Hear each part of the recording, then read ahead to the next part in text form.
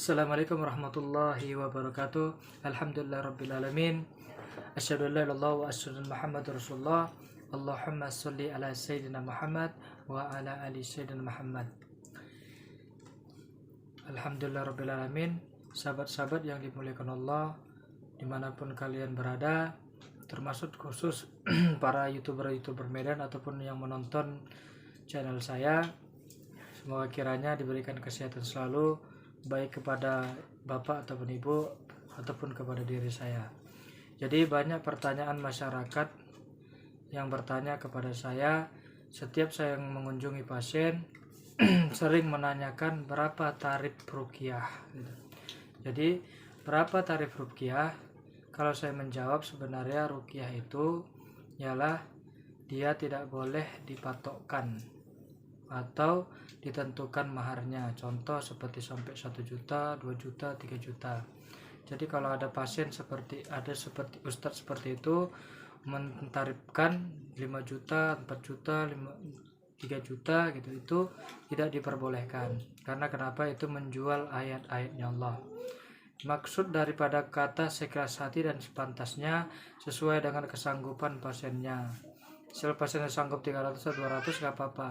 Karena ikhlas itu ialah enak sama enak antara pasien dan perukiahnya. Jadi kalau ada orang yang merukiah, kalau pasiennya memberi 30.000 kepada perukiahnya, murah kali Al-Quran itu 30.000. Kalau ada yang ngasih 100.000, murah kali Al-Quran itu 100.000. Kalau ada yang ngasih 500.000, murah kali Al-Quran 500.000. Kalaupun ada yang ngasih 500 juta atau 500 miliar, murah kali Al-Quran segitu.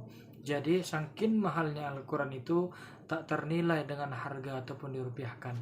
Jadi pengobatan ruqyah itu dia bayarnya seikhlas hati dan sepantasnya. Jadi tidak boleh ditarifkan terlalu berlebihan. Jadi itu yang terpenting. Kalaupun ada misalnya si pasiennya dia punya rezeki lebih, dia ngasih 1 juta, 5 juta berdasarkan keinginannya dirinya sendiri, itu tak mengapa.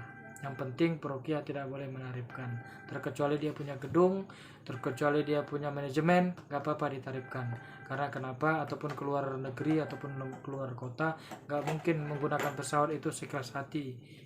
Saya pergilah ke kota Indonesia ataupun ke Malaysia gratis, gitu, tidak mungkin ongkosnya gratis. Jadi dia harus ada manajemennya, itu yang terpenting. Masyarakat pun juga harus mewaspadai, harus mempelajarin gimana ilmu yang beredar sekarang, ilmu putihkah, ilmu hitamkah, ataupun ilmu abu-abu.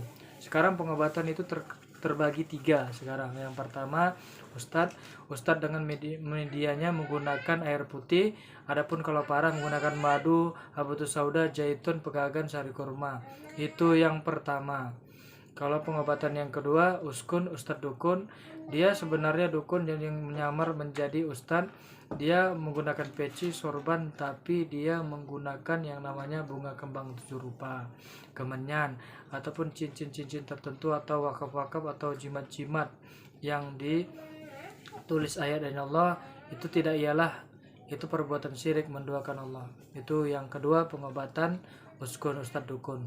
Yang ketiga, pengobatan dukun. Dukun ini dia menggunakan seperti darah ayam, foto, menggunakan seperti ritual-ritual tertentu, potong-potong kambing ataupun potong lembu sesuai dengan permintaan jinnya. Itu ilmu dukun.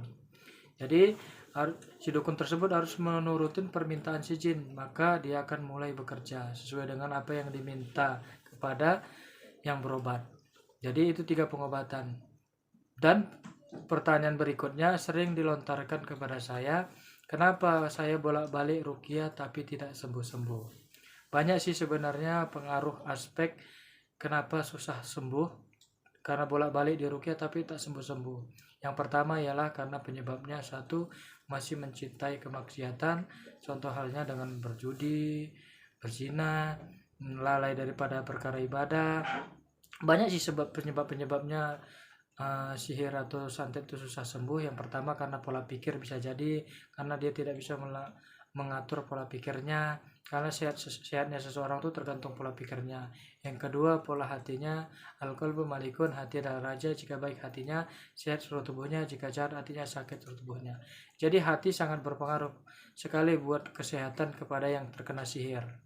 Yang ketiga, pola makannya.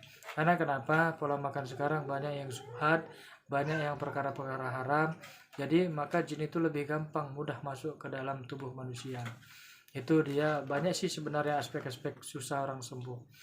Masih mengantongin jimat, masih juga seperti makan terlalu berlebihan atau sering membuang yang namanya makanan terlalu berlebihan, dan yang kedua mubazir, ataupun yang ketiga itu dia sering menggunakan yang namanya pakaian ataupun barang-barang branded tapi tak pernah dipakai. Itu juga salah satu pintu masuknya jin ataupun syaitan. Jadi banyak penyebab-penyebabnya. Bisa juga karena di internalnya, di dalam tubuh dirinya ada yang disimpan dia berupa kebencian, kesedihan yang mendalam, atau masa lalu yang buruk, ataupun di dalam luar badannya seperti keluarganya, suaminya, istrinya, atau anak-anaknya. Itu bisa juga pemicu sihir ataupun santet. Jadi banyak penyebab-penyebab sihir itu susah untuk sembuh dikarenakan kepribadiannya tidak bisa melawan nafsu di dalam dirinya. Itu yang terpenting. Semoga kiranya Bapak pun Ibu tidak tertipu oleh pengobatan ruqyah. Jadi itulah dia. Semoga kiranya masyarakat makin bijak menangani suatu perkara masalah.